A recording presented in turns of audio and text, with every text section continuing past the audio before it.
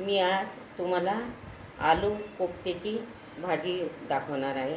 त्यासाठी मी 4 आलू उकडून घेतले, सोलून घेतले, बारीक चिरलेला कांदा, बारीक चिरलेलं टमाटर, बारीक चिरलेली कोथिंबीर, त्यासाठी वाटीत बेसन आणि तिखट, हळद, काळा मसाला आणि मीठ एवढं साहित्य घेतलेलं आहे। आता मी हे बारीक करून घेते।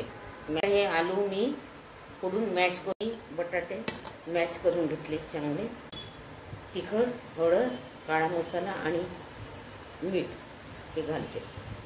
बारीक चिरलेला कांदा, बारीक चिरलेलं टमाटर, चिरलेली थोडी कोथिंबीर सुद्धा टाकायची।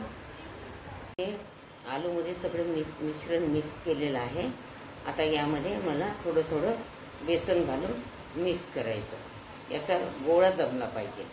आता हे याचे छोटे छोटे बॉल तयार करायचे। ठेवते तेलाची तळायसाठी, गरम झालेलं आहे। आता हे तळून घेते। हे कोफ्ते शिजलेले आहे। आता याला मी काढून घेते। असे छान गुलाबी कलरचे कढईतलं तेल काढून घेतलेलं आहे आणि कोफ्ते तळून झालेले आहे। आता याला मी वाटण तयार केलं। कांदा तळलेला आहे, धणे, अद्रक, लसण आणि कोथिंबीर आणि तळलेला कांदा याची ही पेस्ट केली। फोडणीला तेल झालेलं आहे। तिखट, हळद, काळा मसाला आणि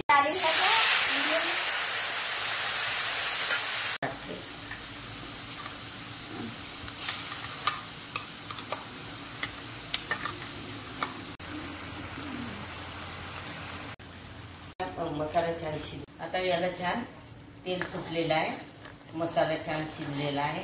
आता यामध्ये पाणी घालते। हा रसा छान शिजलेला आहे, रसा छान झालेला आहे। आलू कोफ्त्याची भाजी जर तुम्हाला आवडली असेल तर माझ्या ग्रामीण चॅनलला सबस्क्राईब करा। धन्यवाद।